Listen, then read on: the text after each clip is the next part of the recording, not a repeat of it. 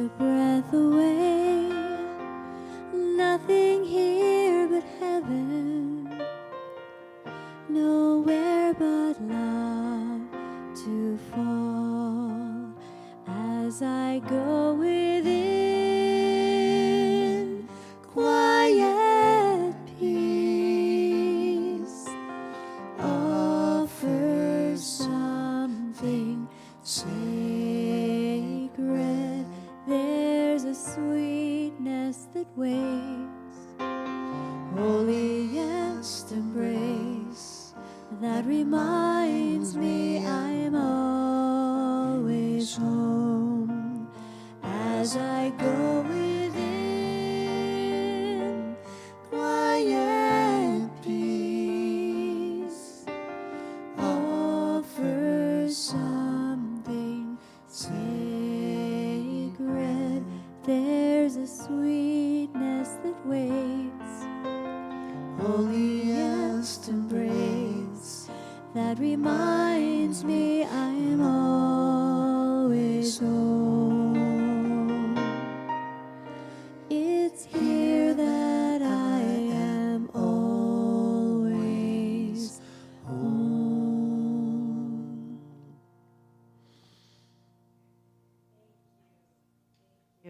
Our opening song, Go As I Go Within, I find that I'm always home, and this is a place that I hope that you feel that you're at home, at least home with Spirit.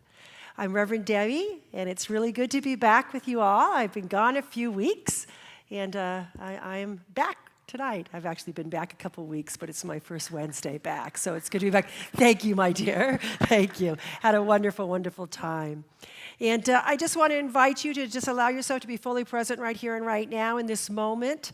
The purpose and our intention for the Wednesday night Going Within service is just to offer you an opportunity midweek to just come and fully immerse yourself in Spirit, to just let go of all the happenings of the week, anything that's been taking place in your life, and just let it be, and allow yourself to feel that conscious connection with the One. So to get us started tonight, we have our practitioner, Trudy Safekey.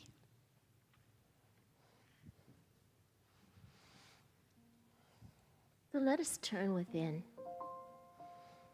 perhaps closing your eyes. And just notice the place right behind the eyelid. The soul, the place that knows that it knows, and recognize the beauty and allness of God.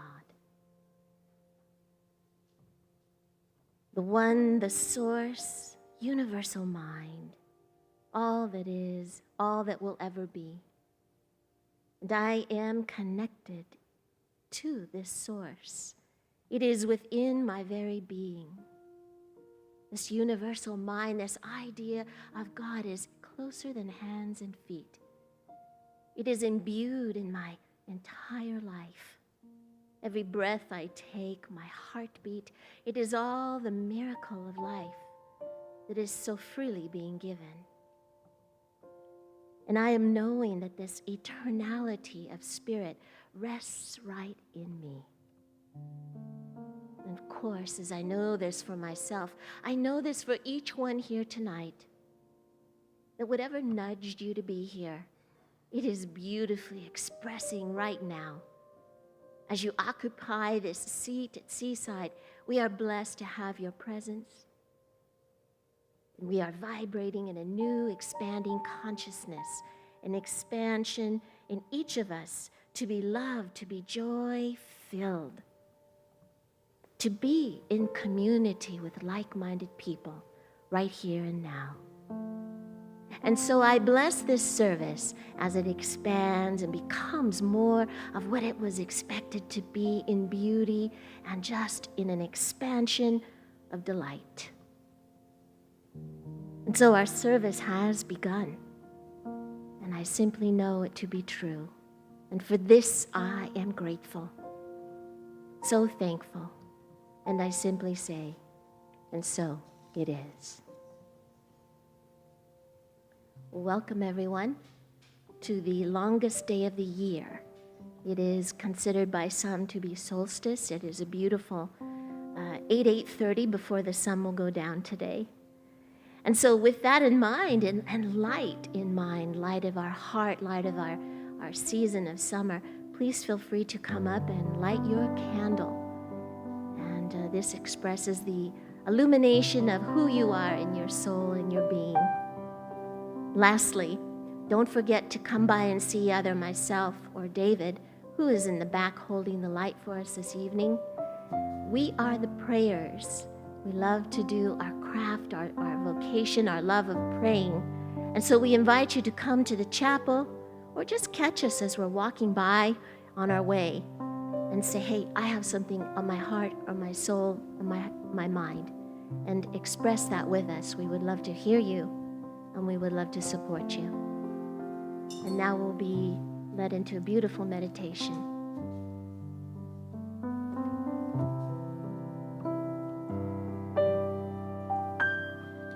Peace,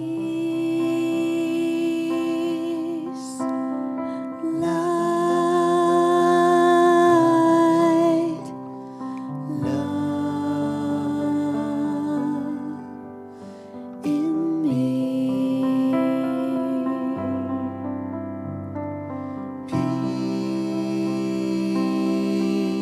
Peace, light, love in me.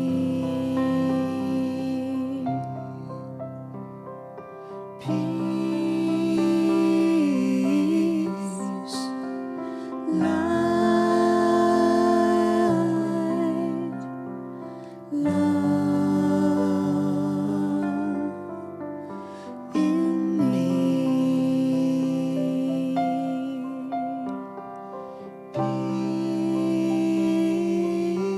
Peace, light,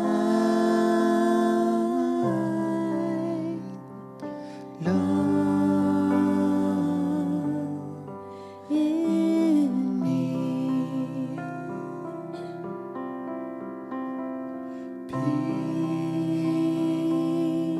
Peace, light, love in me.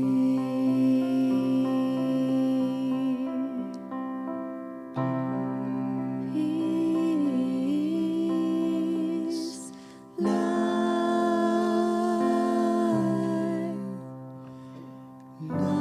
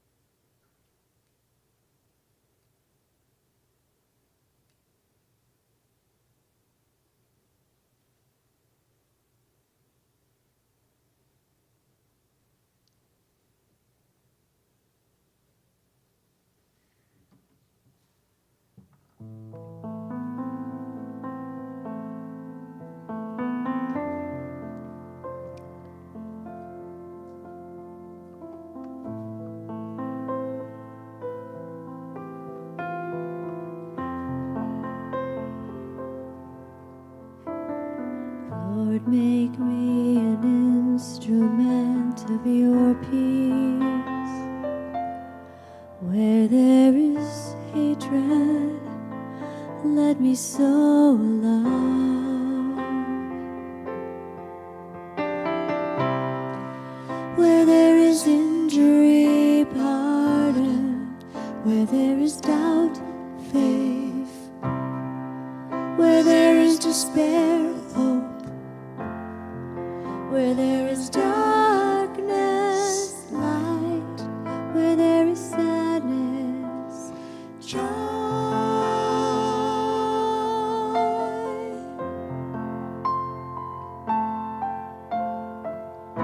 O divine Master, grant that I may not so much seek to be consoled as to console, to be understood as to understand, to be loved as to love. For it's in giving that we receive, and it's in pardon that we are pardoned. It's in dying that we are born to eternal life. O divine Master, grant that I may not so much seek to be consoled as to console, be understood as to understand, to be loved as to love. For it's in giving that we receive, and it's in pardon that we are pardoned. It's in dying that we are born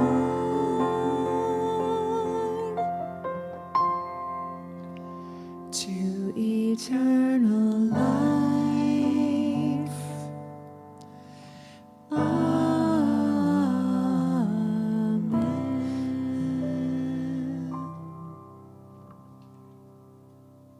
Thank you.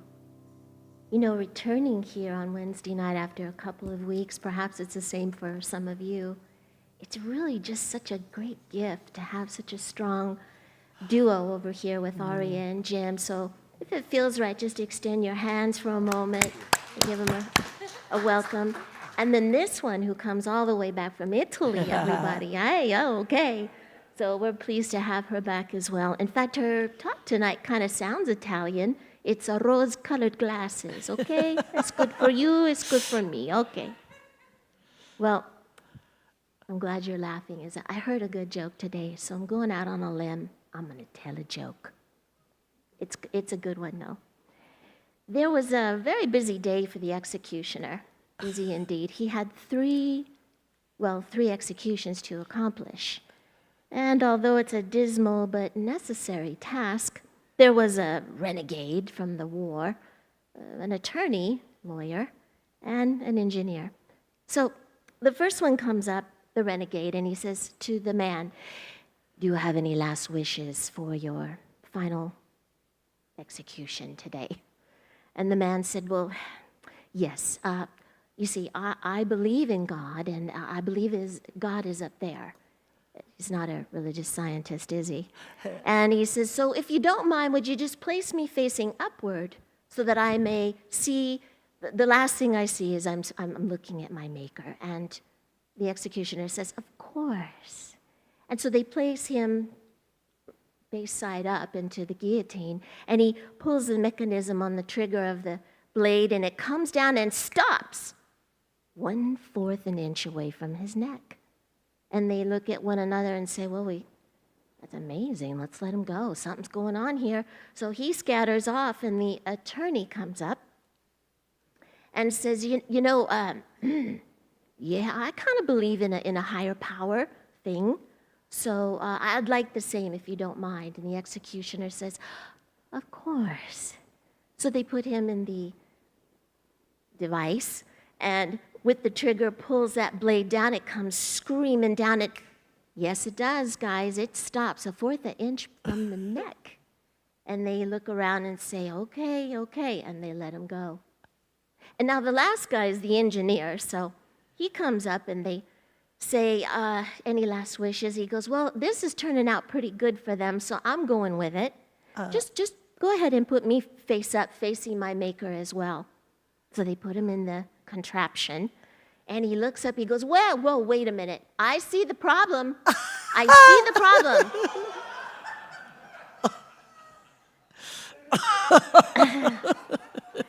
So you see sometimes when you could interpret this a myriad of ways, right? But you see sometimes how our plan isn't the best. Our human traits, our vocation, our training isn't always the best to reach for. So I'll end this, and you can kind of take that joke and tell it to someone else.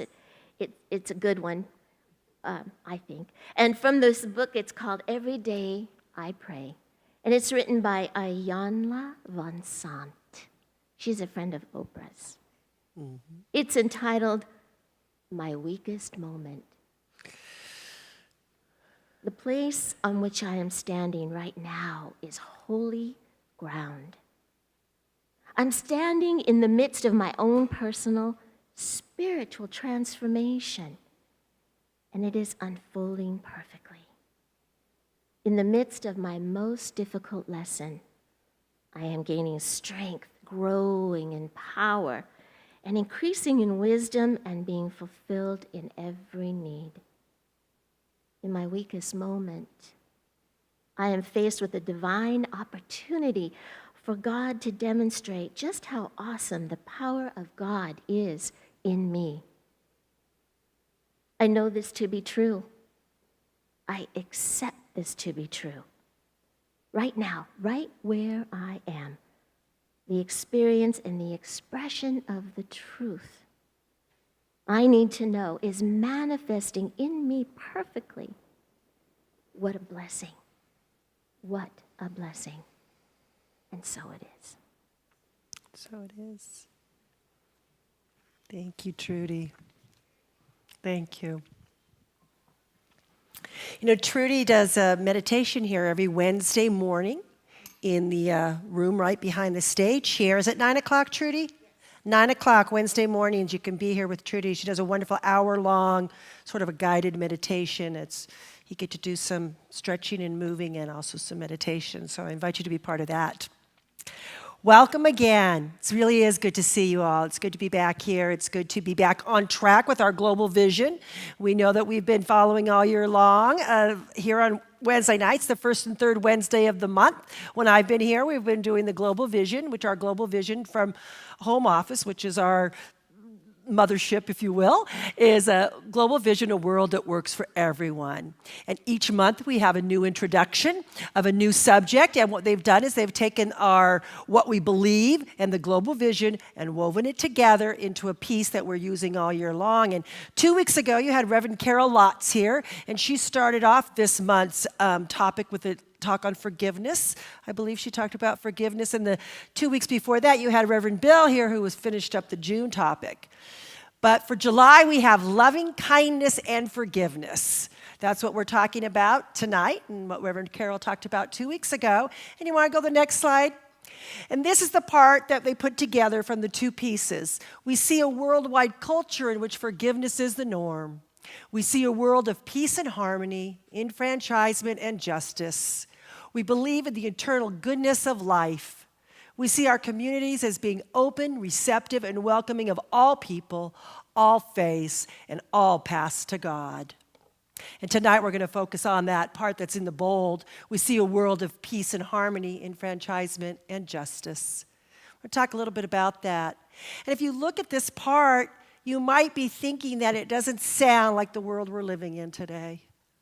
You know, we've had a lot going on in these last few months in the world, in our country, globally. And if you don't come on Sunday service to hear Dr. Christian, I encourage you to listen to his talks from the last 2 Sundays. This past Sunday and the Sunday before, he gave a really, really great, 2 really great talks on the religious science principles and how we can stay focused on our religious science principles while we're moving through all of this. And so we're going to talk a little bit about that tonight. I've shared with you before that the way that this program works is that ministers from all around of our centers submitted their talks for each subject, each title. And tonight's talk was written by Reverend Francione out of the Oakland Center for Spiritual Living. She has a teaching chapter, but she's affiliated with the Oakland Center. And she is the one that did the talk tonight, Rose-Colored Glasses. It sounds really fun in Italian. So, this is a quote from Ernest. I want to kick it off. I'm going to talk about 3 spiritual principles tonight and 3 spiritual practices that we can do to really activate this in our life. And we're going to start with this quote from Ernest Holmes. Unity doesn't mean uniformity. You've heard that one before. Different thoughts and ideas are inherent to the nature of life. We need this variety. But back of it all, we need a sympathetic understanding of others. Have we kindness for each other? Are we flexible enough to know that everyone does not have to think alike in order to live together harmoniously? Are we able to reach across all differences of opinions to the common ground upon which we all stand?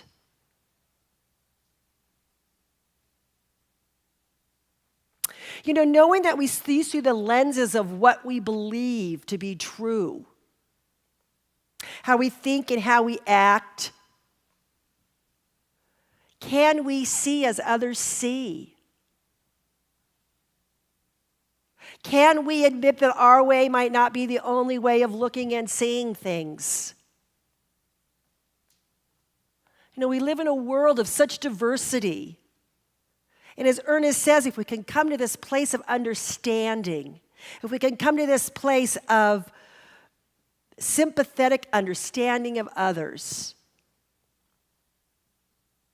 what does peace, harmony, enfranchisement, and justice mean for us today? I mean, what does that mean for you to live in a world of peace, harmony, justice, enfranchisement where everybody has what their needs are met? There are not some that have and some that do not have. What does it take to live being the consciousness and daily activity that reveals peace and harmony? How can we take these ideas and really put them into action in our life? So they're just not spiritual principles that we talk about, but they're things that we actually can do and be in the world. What is life calling us to be, to do, and to share? Some of the questions we're going to look at in these next few minutes together. Our founder, Dr. Ernest, and other mystics have come up with 3 spiritual principles and 3 spiritual practices, and that's what I'm going to talk about. The number 1 is being peace and harmony. That being peace and harmony in all of your affairs and all that you do and all of your interactions, everywhere that you go. Seeing others with sympathetic understanding. Peace and harmony enters our consciousness as we embrace this vision of the true adventure. I love this quote. And this is, again, Reverend Francione came up with these quotes, but this is a great one. It's from Marcel Proust. The only true voyage would be not to visit strange lands, but to possess other eyes. To see the universe through the eyes of another, of 100 others. To see the 100 universes that each of them sees. Have you ever wanted to do that? I know I have. I have wished that I could get inside of somebody's head and see as they see. to help me to understand them, to understand where they're coming from. Remember that all of what we're seeing with is what we're seeing from. You know, what we're seeing is that part of us that has all those pieces of all of our life up until this moment. All the beliefs that we've been raised with, all the ideas that we've been taught about good and bad, right and wrong, how it should be, how it shouldn't be. You know, it's interesting when you travel to another country, isn't it? I mean, that was a great experience for me. And the culture is very different. People don't do things the way we do them in America, you know? And a lot of the stuff they do is way better, you know? Maybe not better is not the right word, but if you think about when I traveled through Europe and I looked at the way that they handled their environment, you know, thousands of years of living in smaller quarters than we do, in closer quarters. The recycling was amazing. They recycled everything. When you go to the grocery store, very, very little is in packaging. It's all fresh food, so there's not a lot of waste. You don't have all that stuff to throw away. Small little things, you know. And I think, and I've experienced traveling with people that go to another country and think it should be like the way that we do it. Like, why aren't they speaking English? Like, well, it's an Italian country, they speak Italian, you know. It's a French country, they speak French. You know, sometimes Americans have an arrogance when we travel, like our way is the best way. You know, do you have that arrogance at all in your life? With your friends, with your family, with your children? That's a tough one, you know, raising our children and not thinking our way is the right way and they should do it the way that we tell them to do it, you know, but allow them to be who they are, to express who they are in the way that they want to express, to see through their eyes, to see through their experience, to see someone who's suffering and someone who's in pain. Do we see through their eyes? Do we see through their experience? Or do we think they should just get over it? Are we compassionate? Are we sympathetic? Are we able to see the differences and still feel the unity? And that's what we're talking about here, recognizing that we are all one, although we are each unique individualized expressions of that one. There's a sameness in our differentness.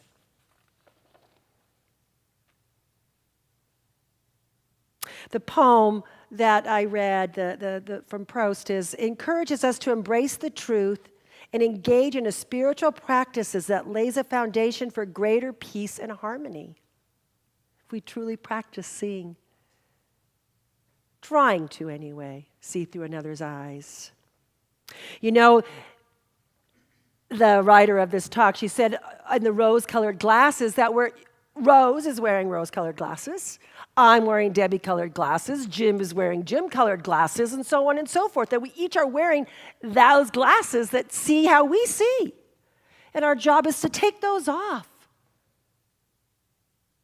To see with different eyes. Gaining a sympathetic understanding requires accepting that diversity is the way of nature, which is true, isn't it? In nature, again, we see examples of the diversity in nature and everybody coexisting just perfectly fine in all their differences, the animals and the birds and the plants. Everybody has their job and everybody does their thing. Jeffrey Anderson suggests that most of us are taught early one way to believe. And I think that's true, and that's one of the things that we do in Science of Mind is we go back and we look at our belief system.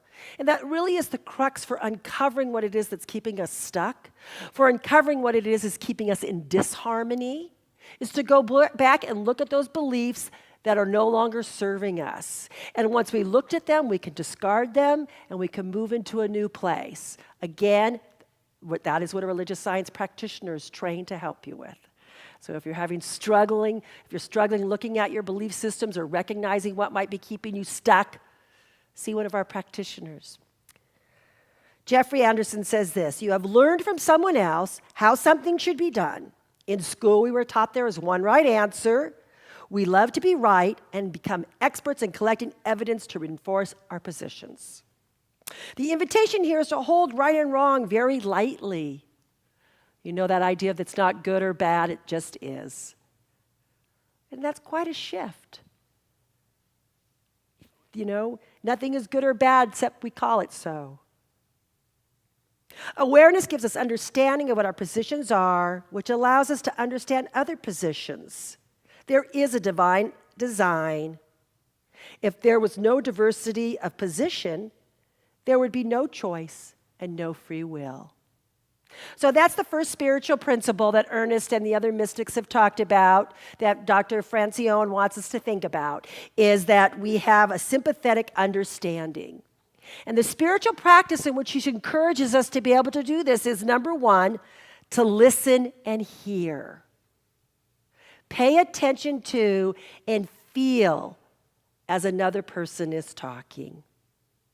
Raise questions about other stories. I believe that is something that we could all be better at, is listening. To really listen to what the person is saying without thinking about what you're going to say next, without daydreaming, without hurry up, get to the point. To really listen, that is a spiritual practice, to really listen to what someone is saying. To be open to respect others, 100 others, temporarily suspending your own beliefs and point of view. Again, a spiritual practice.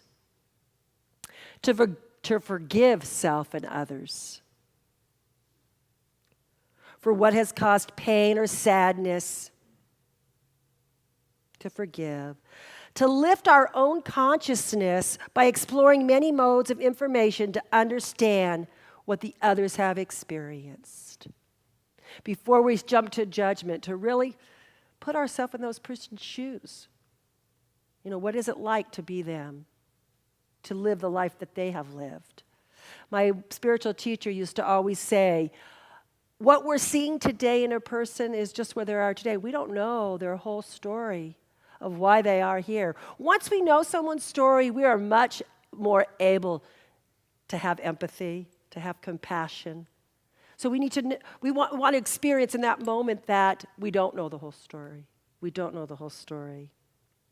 The second spiritual principle that they talk about is justice as forgiveness. Knowing justice as forgiveness. Again, remember we talk about peace, harmony, and justice. And around religious science, we talk about justice being you reap what you sow, as you think you receive, and all those things. We talk about cosmic justice. But Dr. Francione says this is more of a deeper idea than just that whole law of reciprocity, the law of cause-effect. She talks about it being more akin to Hinduism and Buddhism, where the idea is that the principle of justice is inherent in the fabric of the cosmos and is distinguished from and subordinate to liberation. Sometimes it doesn't seem like when we're looking out at the world and we're looking at the news that there's justice, but that we know that source is just. And how do we get in alignment with that justice? It's not ours to go out and do. Ernest says we cannot be born of the Spirit unless we do the will, and the will of Spirit is goodness, peace, mercy, justice, and truth. It is a conscious union with God. So how we go about bringing this justice in is that we develop a higher, deeper conscious contact with our source. As we raise our vibration, the vibration of the entire world is raised. As each of us takes that time in meditation to connect, to know the truth, the vibration is changed. The spiritual practice of being justice.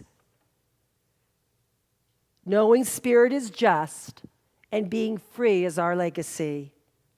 Contemplate, meditate, knowing you are ever drawing to yourself in all life conditions, relationships, and activities of justice as freedom.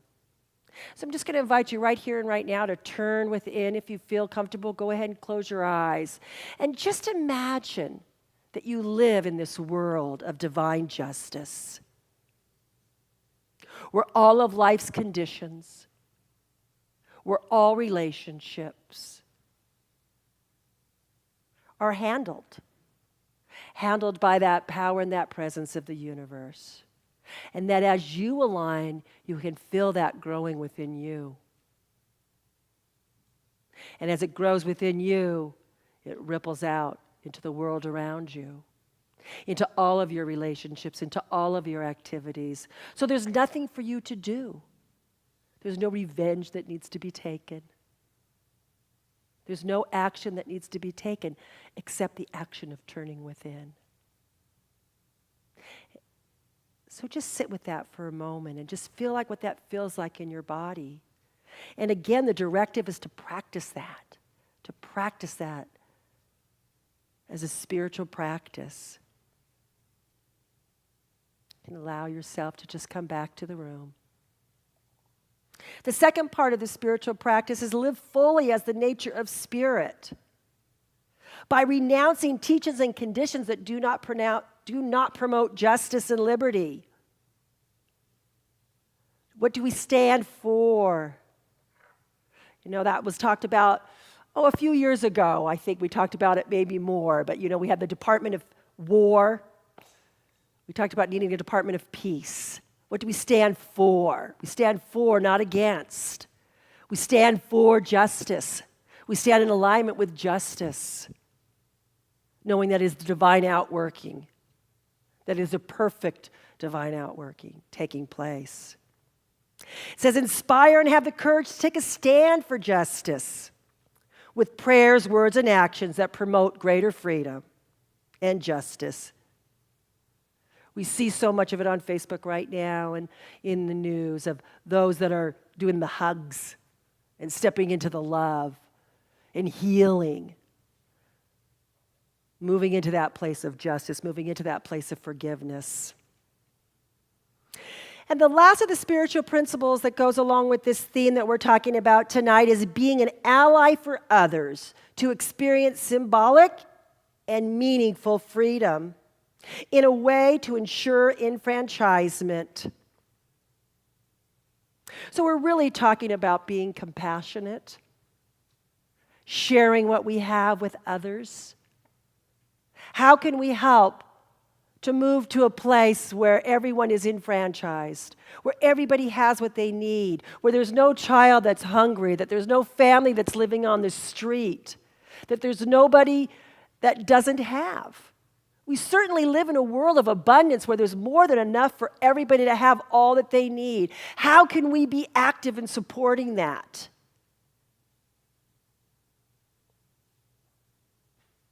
There's the simple things of sharing food with the homeless shelters, discarding whatever clothes that you have or bringing them to a Salvation Army or to a shelter, supporting people, making sure that you're involved in these sort of activities.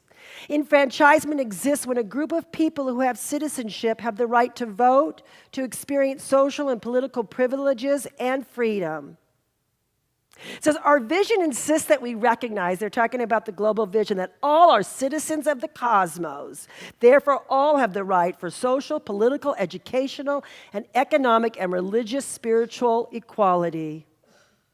Enfranchisement demands that any injustice, any act of oppression, is a call to ensure that all are experiencing a life of freedom. And the spiritual practice that goes along with that spiritual principle is sacred service. And we have many opportunities here at Seaside for sacred service. We have started Karen Copeland, who's sitting in the back there. Karen's filling in for Jenny tonight. Thank you, Karen. She is very involved in the Community Resource Center. She is our Seaside liaison, if you will, to what's going on in the world. She's very involved in the Interfaith Council. And she brings to our center wonderful opportunities for us to be of service in the world. She's recently put together a table that's in the family room, and I'd love for you to go and take a look at it before you leave, of things that you can do. Little and big, everything in between. How can we do these acts of kindness in our own community? How can we do acts of kindness in the world? Where can we be of service? People that are greeters here on a Sunday morning are being of service. How can we get out of ourselves and be of service? There's so many ways. Do you have a neighbor that you can do some shopping for? Do you have people in your life that could just use a hello How you doing? Thinking of you. How can we be of service to others? It is a spiritual sacred act, and it helps to heal the world. It helps to move from this place of disfranchisement to enfranchisement so that all are taken care of, everyone's needs are met. Some of the ways that you can do this, again, are being a loving member of our human family so powerfully that you desire to live life of compassion as justice, freedom, and with enfranchisement. So again, it's being that. It's being that. Willing to take time to raise your consciousness through meditation and study. Again, raising the vibration of the planet, one person at a time. If we're all doing that together, how powerful that is.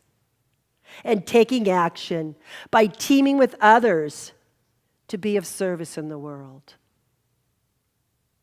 So these are just some of the things that you can do to be part of this world that works for everyone, to take this month's theme into action in your life. Let peace and harmony emerge. Realize everybody does it differently. Invite justice, expanding as liberty. And love so powerfully that you can't help to be in sacred service. I invite you to take these principles into your life this week and spend a little time with them, if nothing else, in meditation. God bless you. So glad you're here this evening. Thank you. Maria. Okay.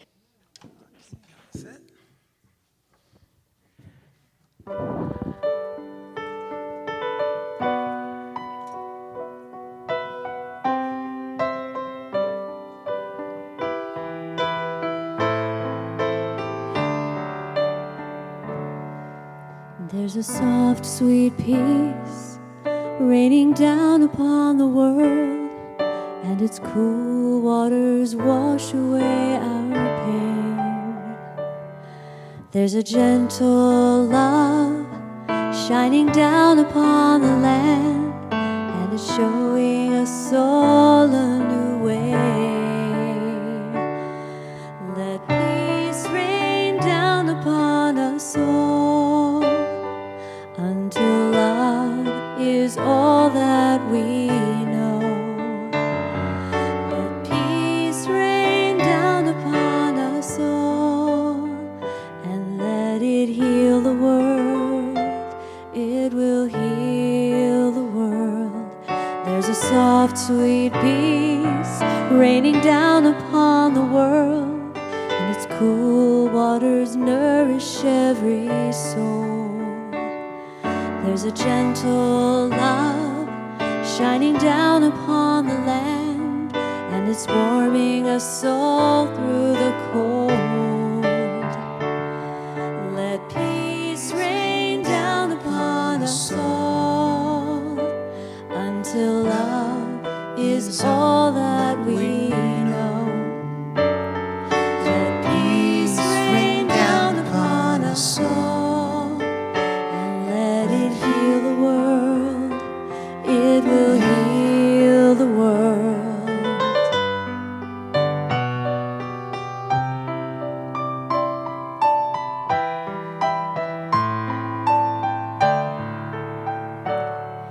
Let hate be washed away into the distant past. Kindness flow from every hand. Let's love each other just the way we are, and we will heal the world. Yes, we will heal the world.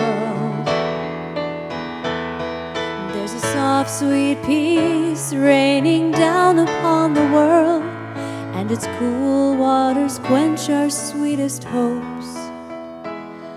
There's a gentle love shining down upon the land, and it's showing us all the way home. Let peace rain down upon us all, until love is all that we know. Let peace rain down upon us all,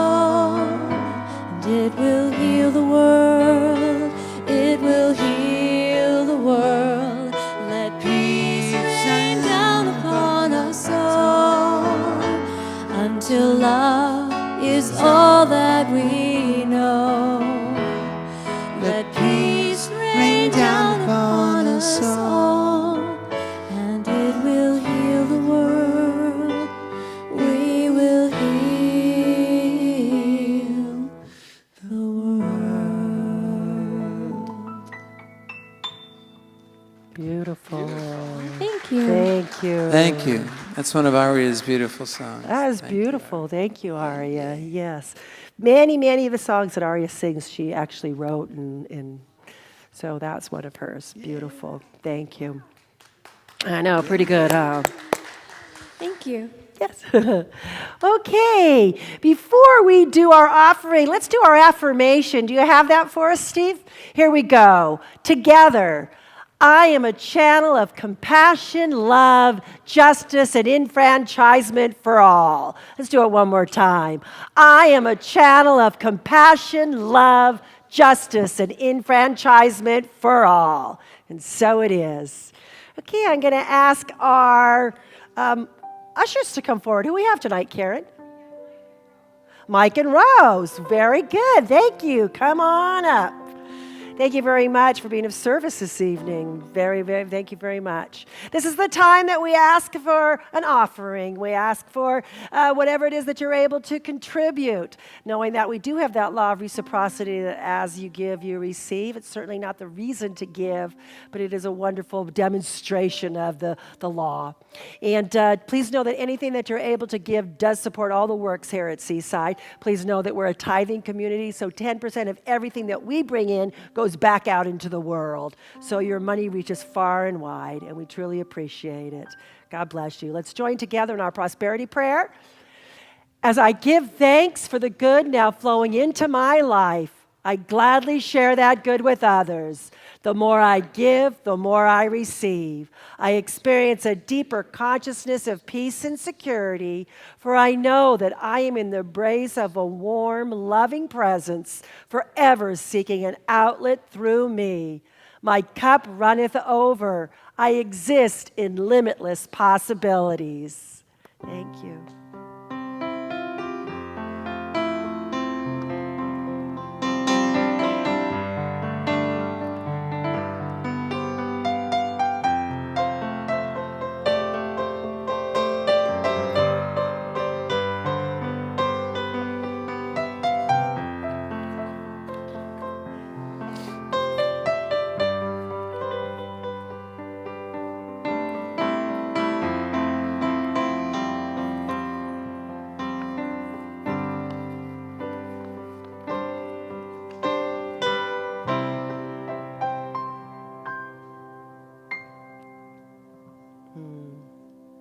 Thank you. Thank you, Jim.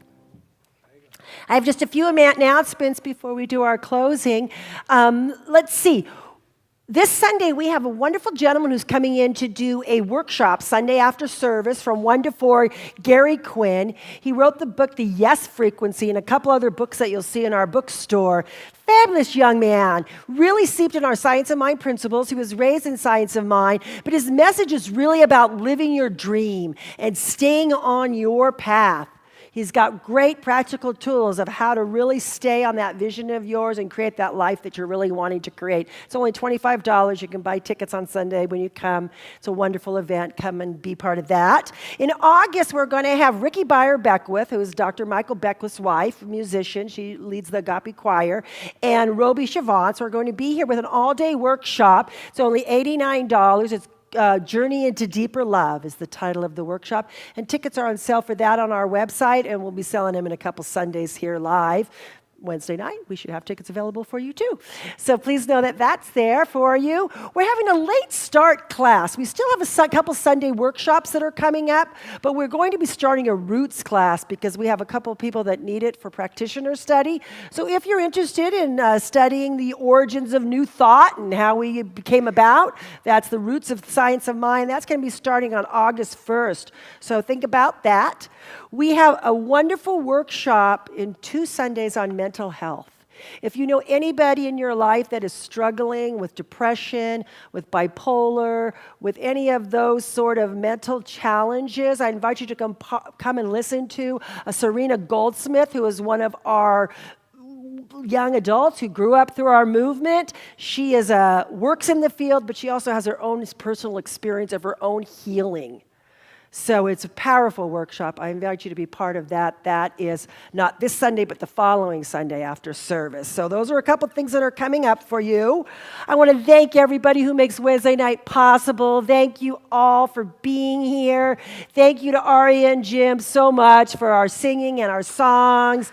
Thank you to our sound guys, Ed and Steve and Tim. You are a blessing to the world. He podcasts on Sundays. He's here on Wednesdays sending the message out into the world. Thank you, Tim, and thank you to everybody who watches online. Thank you, Karen, for filling in. Ginny and Dennis are on vacation, so they're not here this week. And of course, we have our practitioners, two of our practitioners that actually serve on our practitioner corps right now. They're in the leadership of our practitioner team. We have David holding the light, and we have Trudy here, and they're both available for prayer after service. Please don't leave here with anything on your heart. Even something that's a joyful thing that you'd like prayer for. We pray for it all, so please see them out the side door. Okay, with that, I would just like to pray. If you have anybody in your life that you'd like to just raise in your consciousness right now to join in this vortex of prayer, just bring them to mind right now and know that they're included in this circle of love and this circle of light as we move within. Just knowing and feeling and sensing that one power and that one presence that is God, that I call good, love, divine right action, perfect unfoldment, joy, harmony, prosperity. I know that that is all that Source is. And I know that I am one with this Source. I know that I am an expression of the divine. And just as this is true of me, I know it's true of each one here. I know that each one is magnificent, individualized expression of God, perfect, whole, and complete right here and right now. That I know for each one that Spirit is moving in through and as their life in this very moment and every moment, that every activity in their life, Spirit goes before and makes straight any crooked place, that there's healings taking place, that prosperity falling down from the heavens, knowing that each one is encircled and embraced by this loving, loving Source. I know for each and every individual that's put in a prayer in our prayer request chest that that prayer is answered, that it's the Father's good pleasure to say yes, and Spirit always says yes.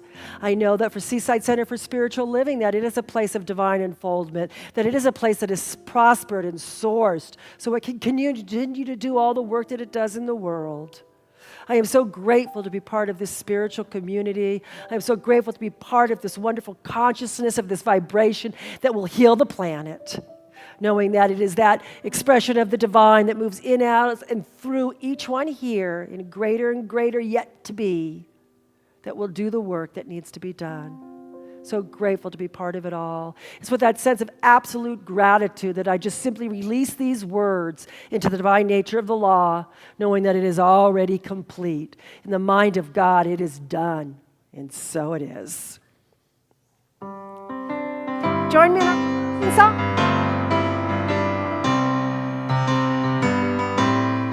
Love is my decision.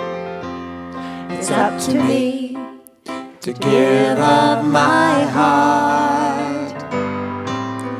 Love is my decision,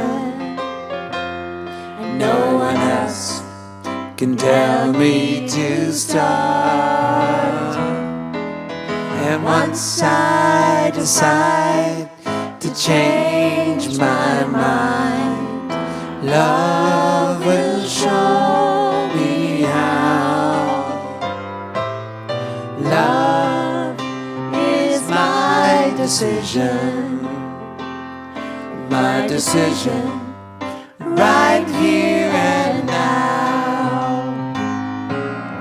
Love is my decision.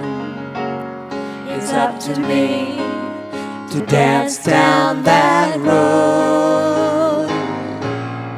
Love is my decision, and no one else can lighten my load. And once I decide to change my mind, love will show me how. Love is my decision, right here and now. My decision, right here and now. God bless you. Join us for refreshments in the family room. Remember, our bookstore is open. Thank you.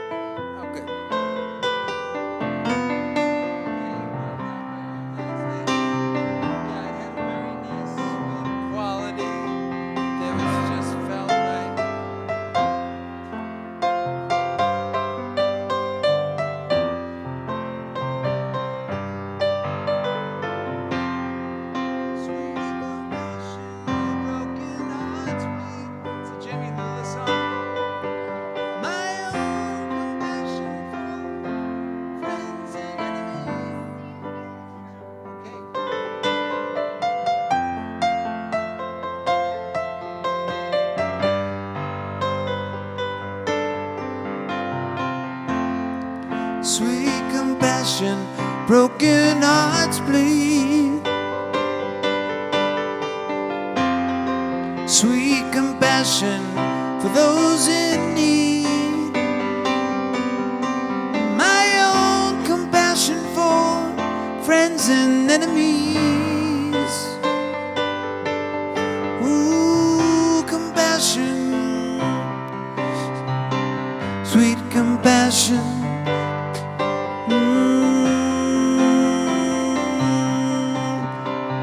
Sweet compassion.